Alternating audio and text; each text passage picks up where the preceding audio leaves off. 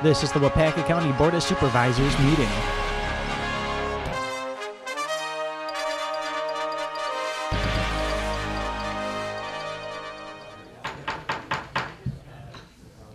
If you could please all take your seats, please, so we can begin the meeting. Yeah, that's correct.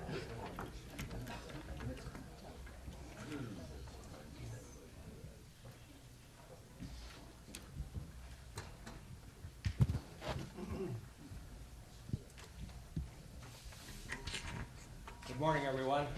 Good morning.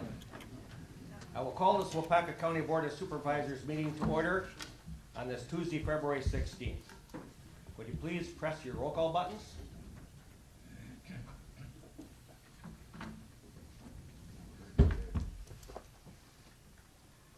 Roll call shows 23 members present and 4 excused.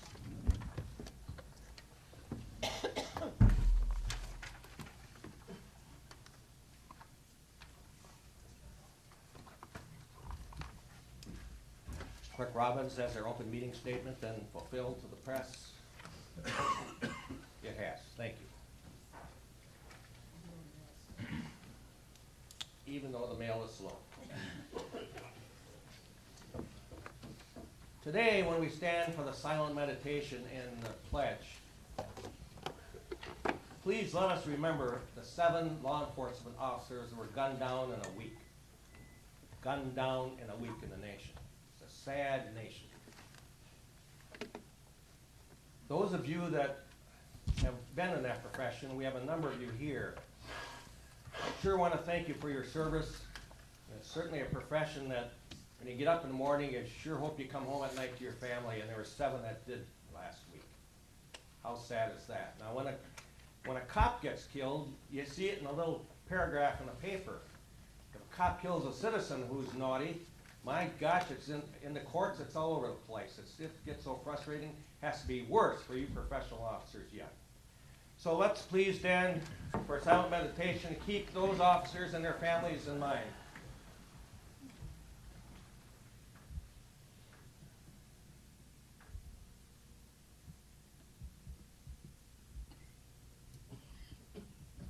I pledge allegiance to the flag of the United States of America and to the republic for which it stands, one nation, under God, indivisible, with liberty and justice for all. Thank you very much.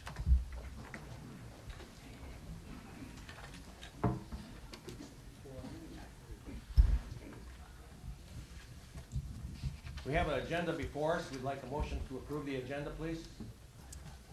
There's a motion by Supervisor Fedowitz and a second by Supervisor Gerald Murphy. Any questions regarding the agenda? Please vote. Last chance to vote. Motion carries 23-0.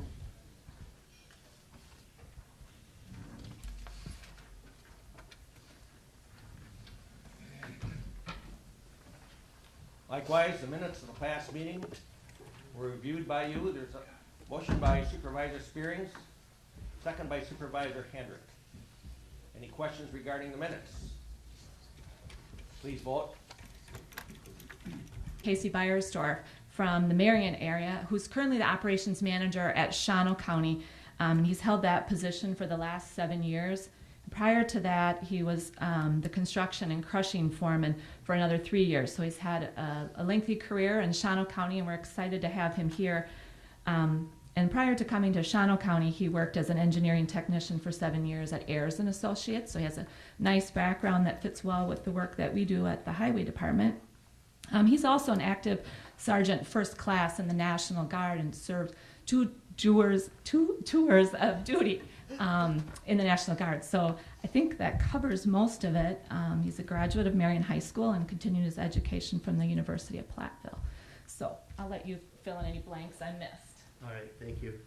Mr. Chairman, County Board, thank you very much for the opportunity to explore expand my career here at Waupaca County. The opportunity is amazing. Never did I think I would be here, but fortunately I am. I'm very excited to work with yourselves along with the staff over at the Highway Department.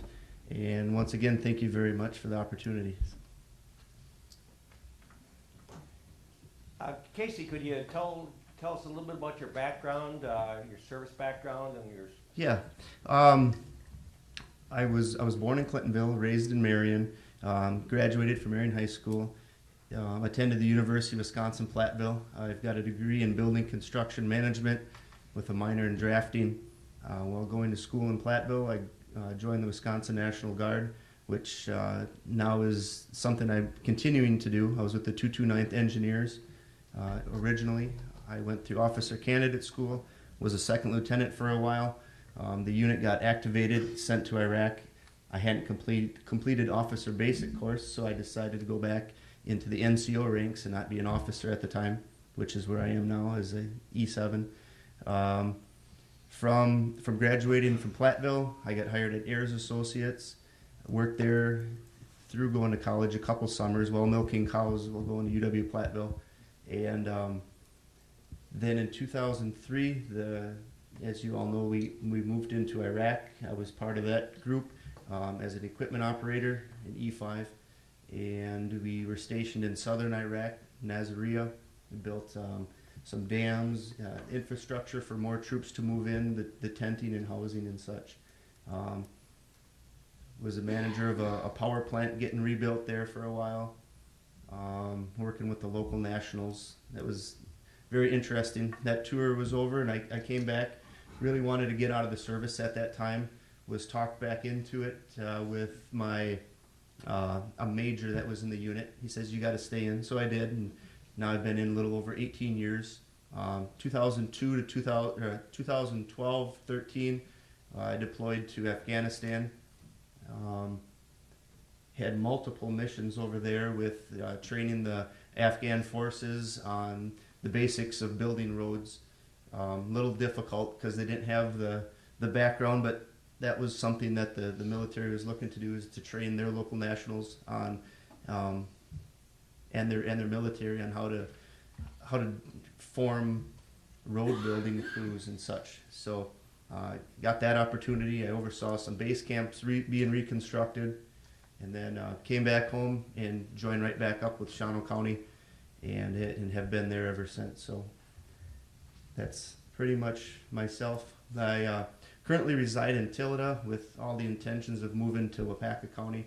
I have a 6-year-old daughter and a 1-year-old son who I don't really care to take out of school anytime soon, at least until the summer. We'll make some more decisions then at that time. So, Kind of interesting, during the interview, I knew Casey was a pretty darn good baseball player, outfielder, and I happened to ask him if he ever beat the Clintonville A's. He says, all the time. He's still here. And interestingly enough, this past weekend, I went through the Shawano paper and I found an article here. Guardsman gets hero's welcome from Shawano County with a big plaque and describing his tour duties that he's had and coming back to Shawano County and as their second in command at Shawano County. And I wonder now, will we have to get that plaque back?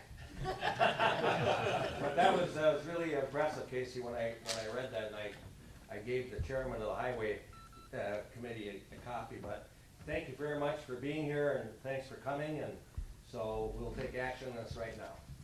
I will make a motion. We hire Casey Byersdorf for Highway Commissioner. I'll second it. There's a motion by Fleece and a second by Mr. Peterson. Any questions or comments? Please vote. Last chance to vote. Motion carries 23-0. Welcome aboard, Casey. Thank you very much for choosing Waupaca County. thank you.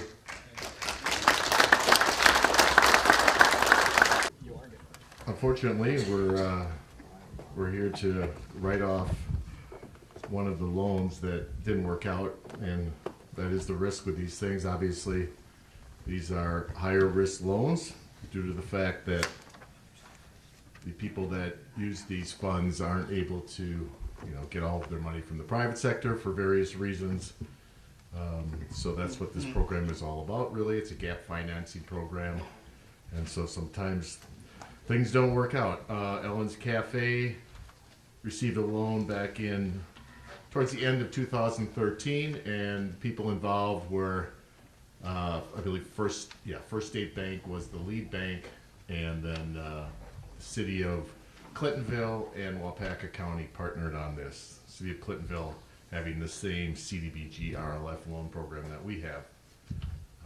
So then, things went along, I thought, pretty well. And then when the Main Street reconstruction started in Clintonville last summer, Ellen closed her place, and I couldn't get a phone call back after that. So I know First State Bank went in to try to recover some equipment, and then soon after that, her and her husband filed for bankruptcy, and it went through bankruptcy court pretty quickly. And Diane might have the exact date. I don't have the document with me. Do you?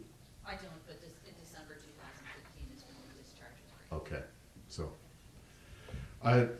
And so according to the state's rules for this program, what they really want us to do is try to get the money back at all, reasonable attempts. And so we filed our paperwork with the bankruptcy court, and then and now the bankruptcy was granted, so we are unable to collect at that point, and we need to write the loan off, and that's what the state wants us to do. And then we report that every 6 months. I send them a report on how things have been going for the past 6 months, and there's an area in there for me to list loans that we write off.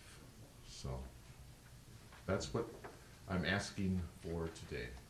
Okay, we'll need a motion to do that. There's a motion by Supervisor Johnson to approve that action. Yes, correct. Is there a second? Second by Supervisor Mott. Questions or discussion? I know the place is reopened and another ownership, and they're looking for a loan. Any other questions? Yes. Yeah, Supervisor Dave, Mott. do you, I see it on your report, shows 2 months behind, 4 months behind, or ahead. When they're behind, do you keep tabs on them somehow, or? Yeah, I do. The 2 months behind, which is Seascape, Rob always forgets to bring his loan payments to the county, so then I send him an email, and he comes in and drops off a couple of months, and then we go through that same routine, the next couple of months down the road. So he always, he gets his payments. He's doing fine. I do, in addition to, these companies, the loans that they get from us, I do keep in contact with all of them because, I want to be able to help them if they need some business counseling, and I can find resources for them, etc. So I do keep in regular contact with them, especially if they look like they're struggling. And the 14 months behind, he struggles. There's no doubt about it. And then I, go in. How's it going? What's going on, et cetera, et cetera. You need to make a payment or two. You need to keep this rolling, and then he does, and then he backs off, and it's a constant game like that. So I mean, he's at $5,700 he owes. So we're gonna get it. We're not gonna catch up. He's gonna end up that many months behind. But I do believe, unless he closes for some reason, it doesn't seem like he will, that we'll end up getting that money. So I don't see any reason. Maybe Diane has an opinion. I don't see any reason to start any action against someone like that. We want his business to continue. Obviously, there's people employed, and that's the goal of the program. So I just, go in and hound him once in a while to continue making the payments. Okay, the issue here is Ellen's Cafe and Catering. Is there any other questions regarding that? Please vote. Last chance to vote. Motion carries 23-0. Thank you. Thank you, Dave.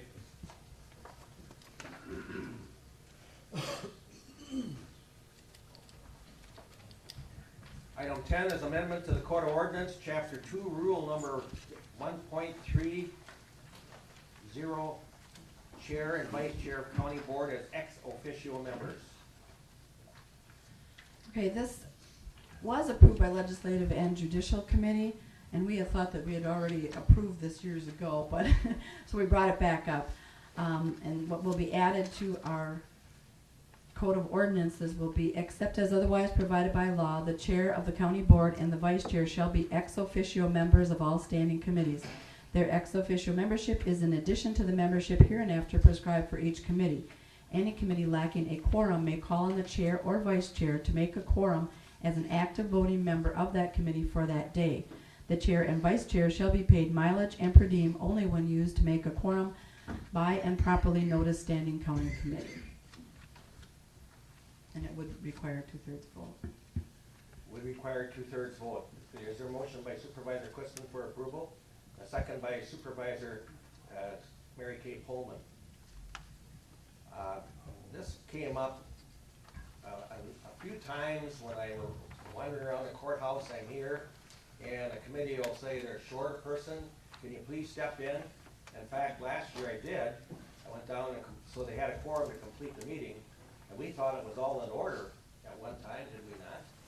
And we can't find the documentation that it was okay for me to do that. Again, I was asked this year, and our new attorney says I can't do it.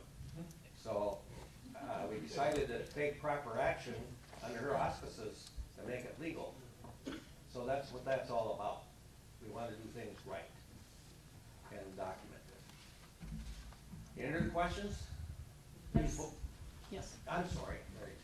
Are you allowed to Supervisor Ware. vote at the meetings? Yes. Anybody else? Please vote. Last chance to vote. Motion carries 23-0.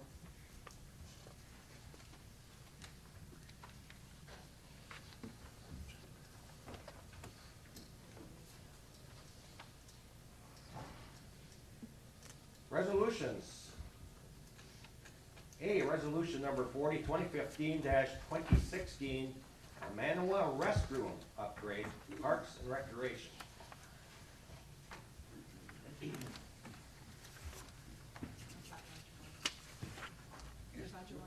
Mr. Holman, are you gonna speak on that?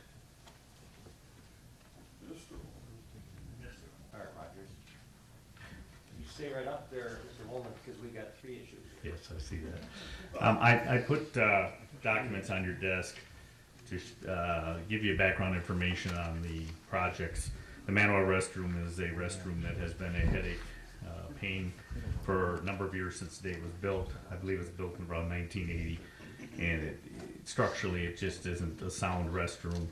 We tried different things, and then we discovered not too long ago that the vault itself does not hold water, which means we've got a leak, and that's not a good thing. So what we're proposing is to replace that with what we currently use, which are concrete restrooms that are fairly vandal-proof, are easy to maintain, and provide for long-term solution to providing those facilities. This facility is located off of County N, just outside of Manawa, across from the town hall, the Little Wolf Town Hall. It is a boat launch. That's the main purpose of the site, but we also have a shelter there. So it is used for family gatherings, and people come out for picnics and that type of thing, and there is shoreline fishing that also occurs in the area. The estimated cost on this one is $35,000. Half of that, $17,500, would come from the state. The other half is already in the capital budget. We have a motion for approval. Motion by Supervisor Spearings and a second by Supervisor Sorensen. Questions or discussion? Please vote. Last chance to vote. Motion carries 23-0.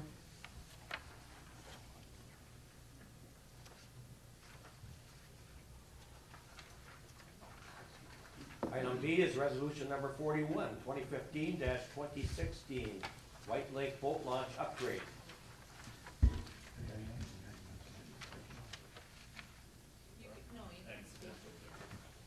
The White Lake Boat Launch is located off of Highway 110 on White Lake on the western edge. It's been there for many, many years. We originally put in concrete logs, and you can see by the picture that I provided there, those concrete logs aren't providing much of a launch. they're out of the water half the time, and where they are in the water, they've broken up. And we have decided we need to come in with a permanent slab, put the slab in. It'll last for 20, 30 years or longer. The concrete being underwater will be there for a long time. Provides for safer launch, provides for easier access. The users of those type of things really appreciate the fact we don't have people getting stuck in there.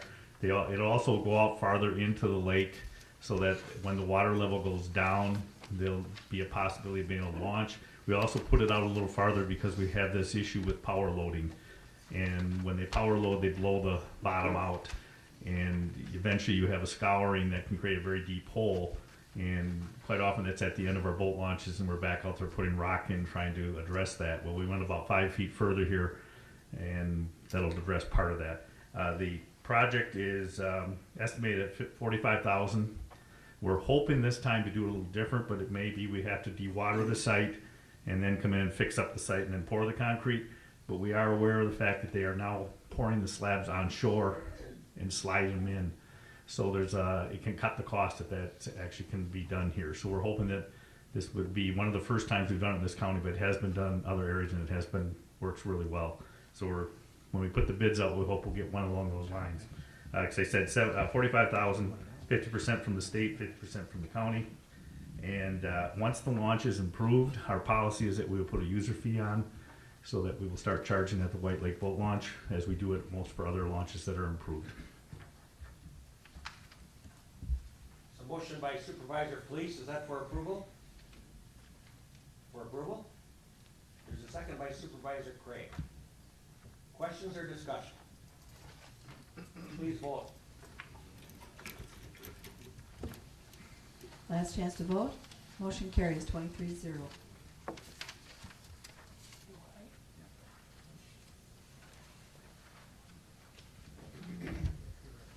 We have resolution number 42, 2015-2016, outdoor recreation aids. Yeah, in the past I probably have not talked much about this. This is an annual resolution that we have to put in order to receive funding for the snowmobile and ATV program. We have winter ATVs now, which we didn't have in the past. I gave you a pretty nice summary here that was written by John Francis, our park supervisor. And basically what we're doing is we're applying for the grant so that the volunteer snowmobile groups can go out and maintain their trail system. We currently have 373.4 miles of funded trail in the county. We have approximately 34 bridges, which we know that we found out the county owns. There are responsibilities, so there's a lot of stuff that goes on with this. We have a number of different projects to go with this, but the way it really set up here is we're the flow-through. The money comes down from the state, and we dish it out to the association and then to the clubs. They do most of the work. They do all the maintenance, grooming, that type of thing out there, and that's all volunteer.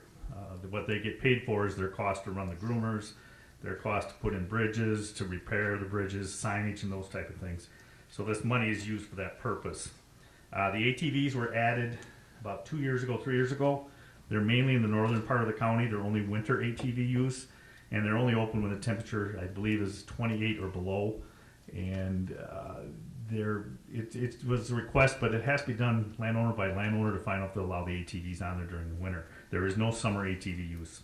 Our operation is pretty simple. We open and close the trails. They tell us when they're ready. We go online, we have a web page, we put it on the phone, we contact the sheriff's department, we contact all the people who want to be contacted. I think our email list right now is something like 700 that are getting emails from us telling us what's going on. And we monitor what's out there. If we see a problem, we get a hold of people and we say, let's close this section down, let's do this. So it works pretty well that way. We are the first audit on the program. We gather all the information, what they spent. We go through all their documents. We make sure that they haven't undercharged or overcharged on certain areas. Believe it or not, they will undercharge at times and they have the wrong figures and that, so we straighten that out. We are the public relations for the program. We mail out maps. We answer questions for the public. We tell them what's going on, where it's at. We handle a grant, like I said. And now, this is coming up, the DNR has decided it's a good time for us to do more work with the bridges. So now we're going to be GPSing all the bridges.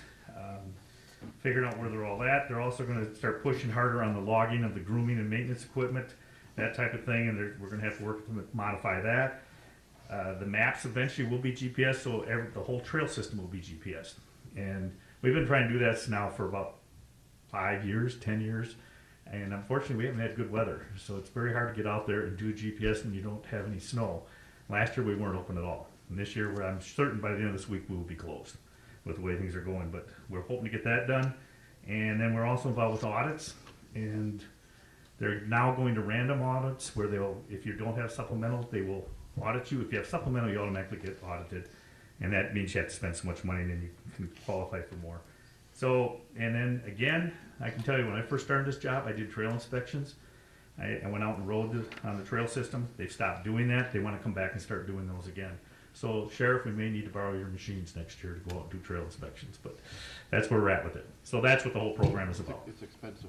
It's not cheap. There's a motion by Fred Zog for approval, is it Fred? Yep. Okay. There's a second. Second by Supervisor Mott. Discussion, Supervisor Crane. I have a question, knowing that I'm sure your bridges are different from bridges that towns have, but there's a lot of certification and experience necessary to be able to inspect. So what are the requirements that you have to be able to inspect the bridges that the snowmobiles are going across? Well, up front, they have to be designed by an engineer, and approved plans have to go in. So we have to get an engineer to design those bridges. Inspections we're not required to be certified. You're not running the weight over them like you are on a road bridge. The biggest weight we have to, and most of our bridges now are probably around 7-ton bridges, 5 to 7 and that. They got to be over that 5 because the equipment's getting heavier and heavier, and they're grooming with big tractors and other things out there. Mainly the inspection is to make sure the top part of the bridge is in good shape. We do check the under part. We do look at the abutments.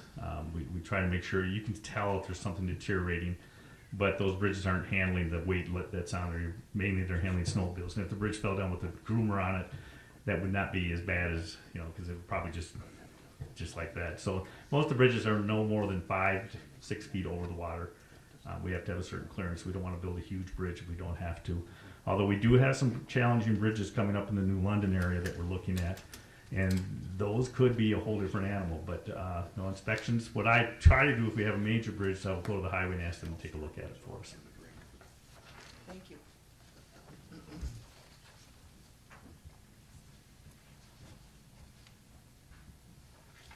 Any other questions? Please vote.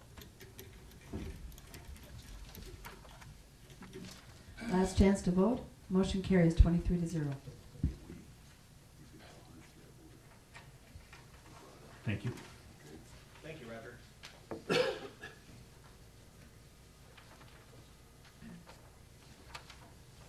I'll have Clerk Robbins go over the appointments. The first one is to appoint the 2016 fire wardens from the Department of Natural Resources. Is there a motion for approval? Motion by Supervisor Jonley, second by Supervisor Hendrick. Any questions or discussion? Supervisor Quisman. I was just kind of wondering, is this a total list of all the fire wardens in the county? It's what they have on file. There's nobody around Manawa or central outside of PPF. List is a lot smaller than it used to be, I guess. Yeah, I noticed that too. They've been reading it out as they. Supervisor, Mr. Holman. Dennis, one of the reasons there's fewer fire wardens is the fact that they now go online and get their permits, and it won't have to be right there. So it's created a little less of a need to have fire wardens. Thank you, Roger. Any other questions? Discussion?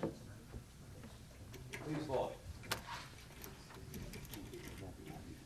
Last chance to vote. Motion carries 23-0.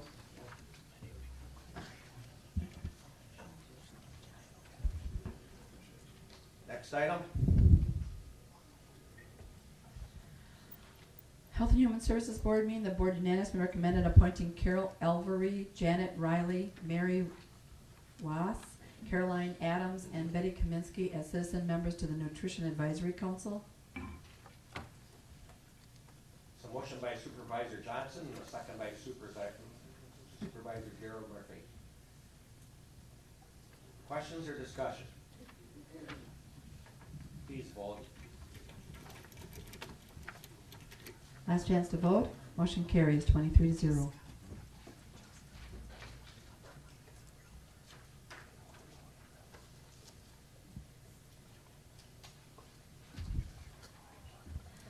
The next one is Health and Human Services Board meeting. The board unanimously recommended appointing Jan Lair and Bob Appleby as citizen members to the Committee on Aging.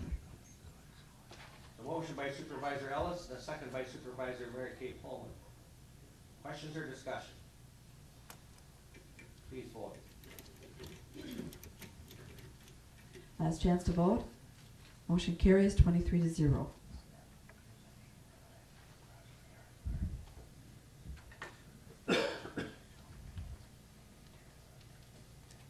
And the last appointment is the alternate for Board of Adjustment, Sterling Strath. Is there a motion for that approval? Motion by Supervisor Peterson. There is a second by Supervisor Zog. Any discussion, questions regarding that appointment? Seeing none, please vote.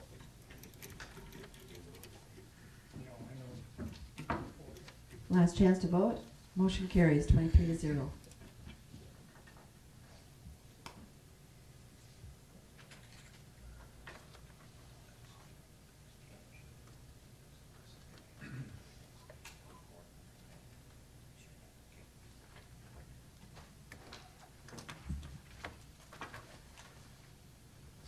Next is my monthly report. Before I go up and give my monthly report, a lot of it's on the legislative exchange, and there are a number of us there.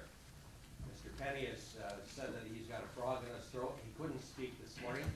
He will do it next month.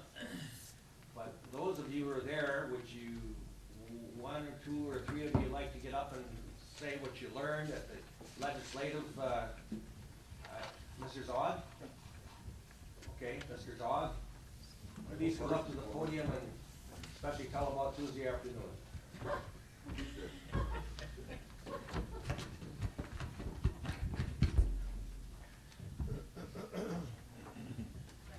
I should bring a chair up there to represent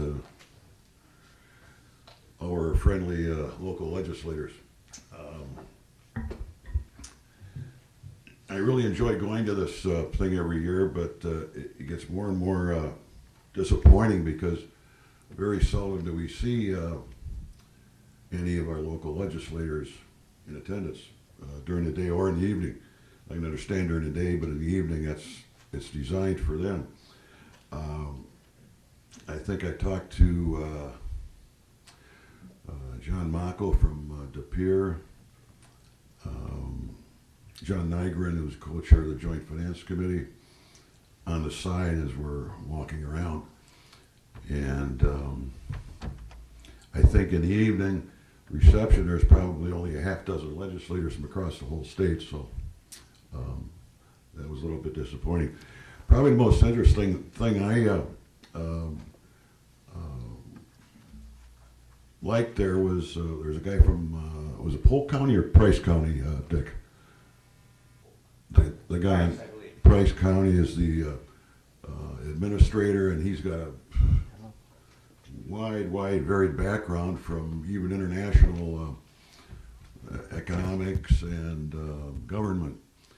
And the gist of the discussion was that, or his subject to cover was the future of county government. And with one key thing was that 70% of the public trusts local government, city, county, compared to only 30% for the federal. And just think about that for a minute, what you yourself thinks. And I think that's pretty darn accurate for all of us. In the future of county government, there's going to be more limited resources, even more than they are now, even though the state mandates us that we do certain things. There may be even service reductions. And there's probably going to be a restructuring of the relationship between the state and the local governments, not just county, but also municipalities.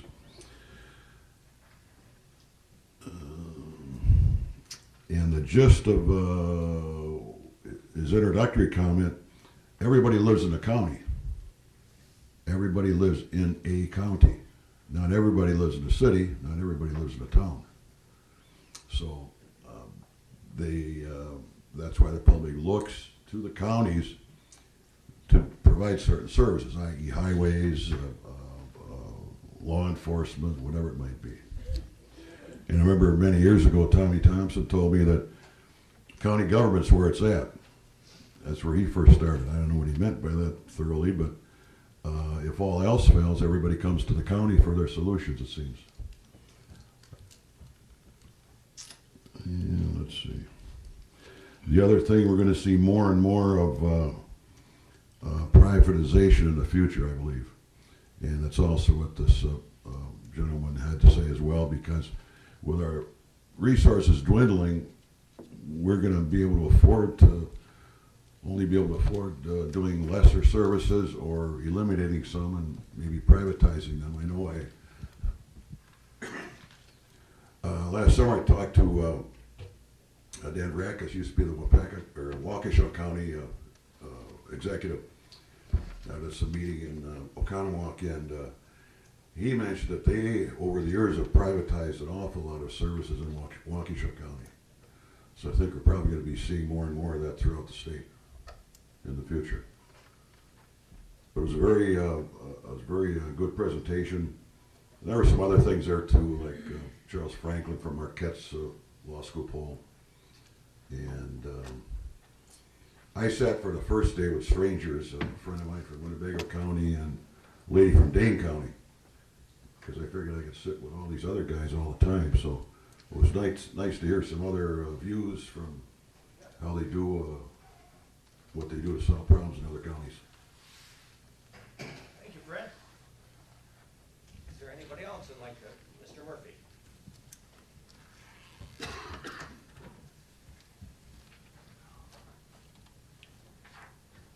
Well, it's the first time that I've attended this legislative council. I've gone to the ones that were for Health and Human Services and meeting the legislators and telling them about our unique problems and needs in Health and Human Services, but this was a more all-encompassing legislative conference.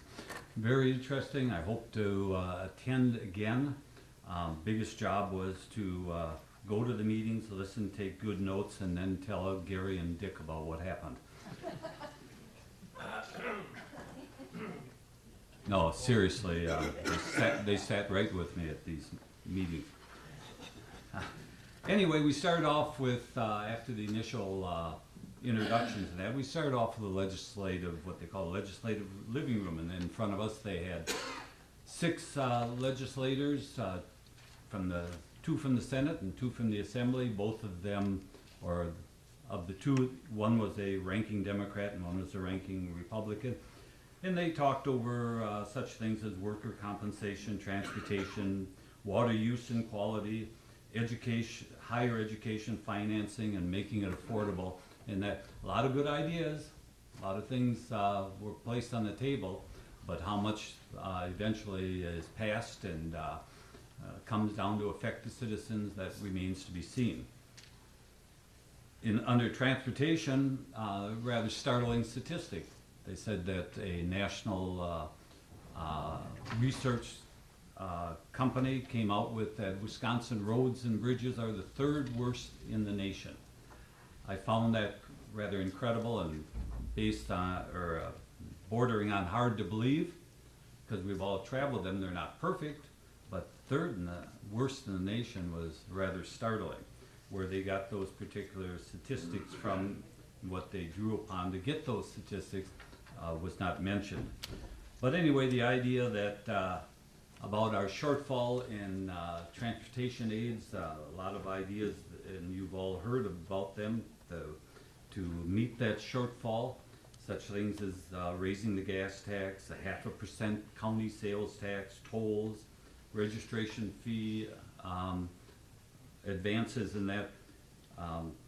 that's going to be a future part of the next budget and what it'll turn out, whether they choose one or a multi-approach to funding, or they choose nothing, as we've known for the last few years, again, is up in the air at this time. A NACO representative came and talked to us and mentioned the value of belonging to NACO, and we as a county do belong to that. And you get your NACO newsletter and that, and hopefully find it valuable.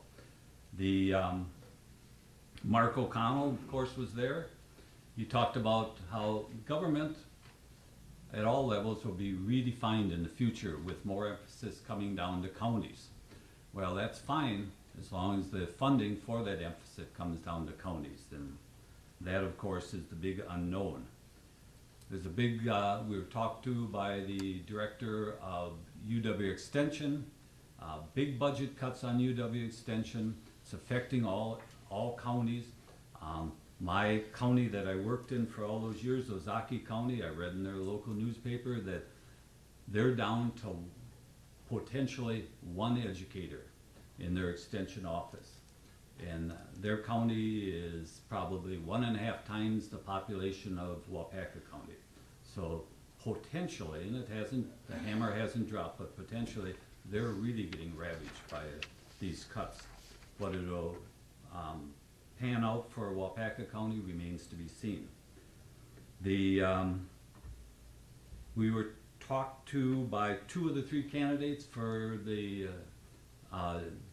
Supreme Court of Wisconsin, the ones that you can choose today to go on to the general election, and of course they were both impressive in their own way. And in our democratic process, we all have to weigh their advantages and disadvantages and cast our ballot today and then again in the November election.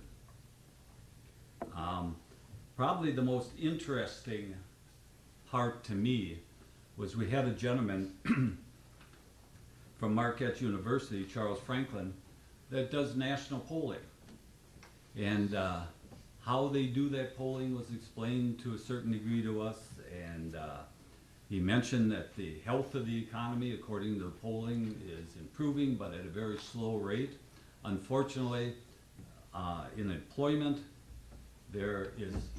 looks good on paper as far as the number of people that are employed today versus last month versus 2 years ago and so on. But we have to remember that many of those people that are employed now are employed at jobs that pay less than they were getting a few years ago when they, before they were laid off or before they lost their job for whatever reason. So it's sort of a misleading figure as far as the effects on the economy. He mentioned that Donald Trump is an interesting factor in polling, a phenomena. It's hard to get a grip on what Donald Trump's real strength among people are across the country, and that, and of course, week by week, he and his company are working on that. And lastly, Governor Walker came and talked to us, and he brought up pictures from, brought up the specter of pictures from Washington, D.C., the big snowstorm they were having there. And he said, you know, I saw on these big shelves, empty. And of course, most of us thought they were talking about groceries. He said, I'm not sure whether they were grocery shelves or the Minnesota Vikings trophy case. But anyway, he went on to talk about the position of the state. Of course, he's very positive of the direction the state is going into, and meeting, of course, the challenges for the future, primarily finding skilled workers to fill positions rather than just workers in general. And the needs and training of skilled trades were first and foremost on his speech in that. And of course, he left us with the question, where will Wisconsin be in 20 years? Well, none of us have a crystal ball, So anybody's guess is as good as anybody else. Thank you. Thank you, Jerry. Is there anyone else that would like to come forward and tell us what they learned in Madison? Be hard to follow that. I know, that makes mine real short. Yeah. That was the reason, Dick.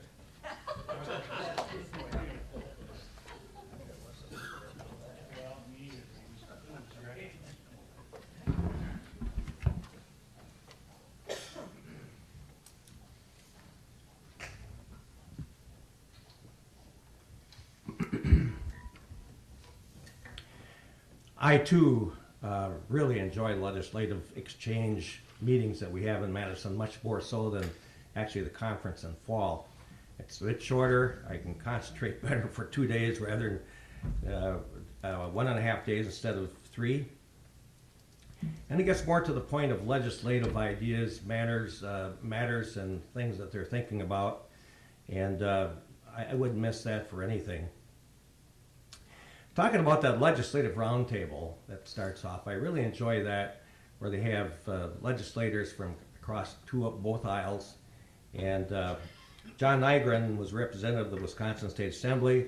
And of course, the man that said that Wisconsin roads are the third worst in the nation was from Mr. Peter Barca, the minority leader of the Wisconsin State Assembly. And of course, we all know Peter Barca. He's very controversial and always throws digs into the Republican side. So I too don't believe that we have the third worst roads in the United States. In fact, later in the conversation, some Republicans refuted that and saying that that was not so, where he was getting his figures from.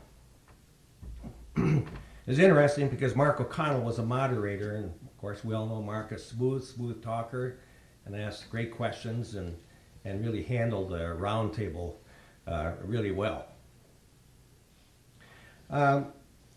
Also, interesting thing was this Tuesday morning, and we alluded to this a bit about the UW Extension cuts. And another thing that's been bothering UW Extension office here in Outagamie County and Calumet County is that they had placed Waupaca County in, is it the northwest part, Penny, away from Outagamie and Calumet, who we have a great working relationship with. And we did our best to lobby while we were there. And it might have helped because I think I got word that they're going to keep us in with Outagamie and Calumet. It so happened that our good friend Helen Nagler, the Outagamie County chairlady, helped a lot on that because she wanted us to, even though she's not going to be running again, she wanted Waupaca County to remain with Outagamie and Calumet because we work together on so many other issues. And she talked to Chancellor Kathy Sandine about this, the legislative conference. In fact, at the evening that we had a little some food and a couple of drinks, Mr. Richard Clemmy came by and stopped at our table. And it was really good because I had met Richard Clemmy when I was the president of the WCA in 2011-2012. And in fact, I introduced him at the podium and I visited with him out behind afterwards. So he came over just to say hi. And I said, I have something to chat with you about. So I really lobbied hard about the concern about changing our district, and long and hard. He seemed to be a little defensive about it, but he said he would certainly take that in consideration. And not saying that I helped or Helen Nagler helped, but it sure doesn't hurt for them to hear that and hear that and hear that from the concerns of those counties.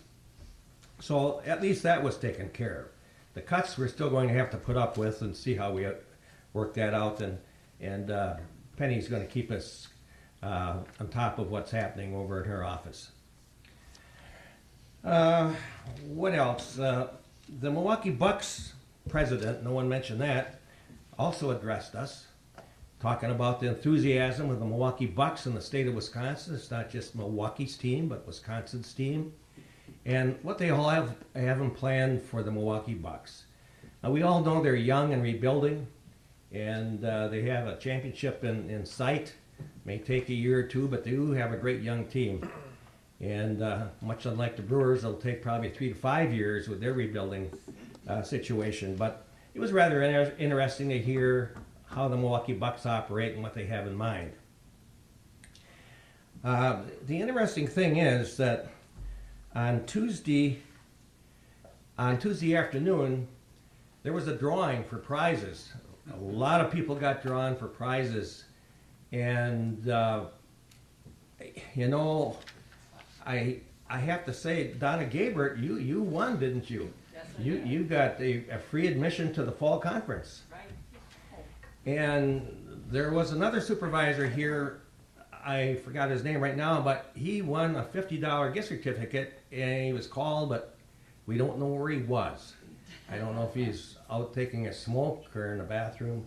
So, but Fred, did anybody tell you that you missed the drawing? No. Fred heard about it all night, I'll tell you that. He's got ready to shut our mouths about that. He just stepped out at the wrong time. Excuse me. Of course, our governor was there Wednesday morning and talked to us a good half hour. And of course, you know, he talks fast, and there's no questions you're able to answer. But one also disturbing thing was that it sounds like the legislature is getting ready to approve the counties for an additional half-cent sales tax to cover their shortfalls and transportation and that type of thing. And that is so maddening, because as my colleagues mentioned before, they've got all the things in line.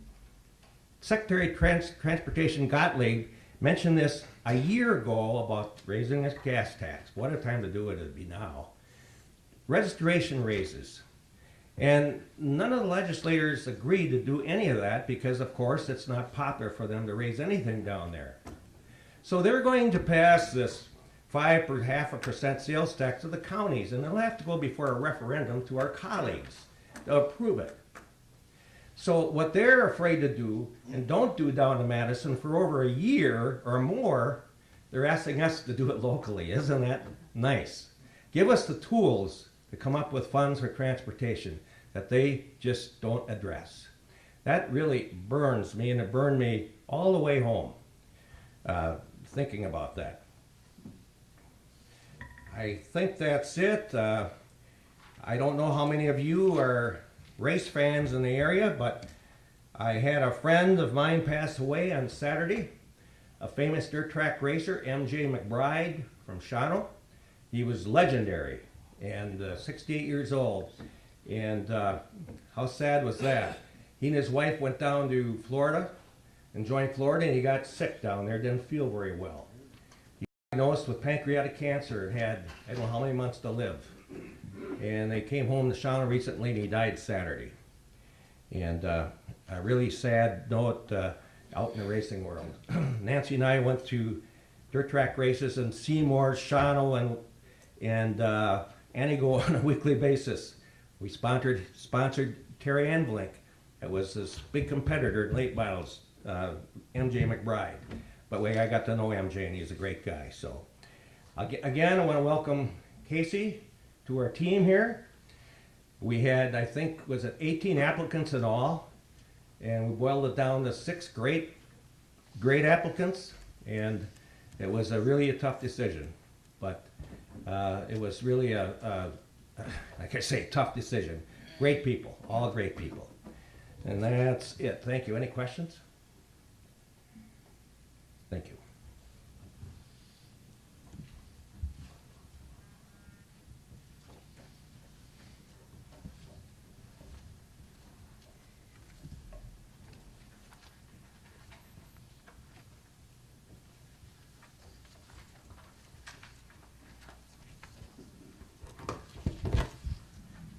Announcements and correspondence, Mary?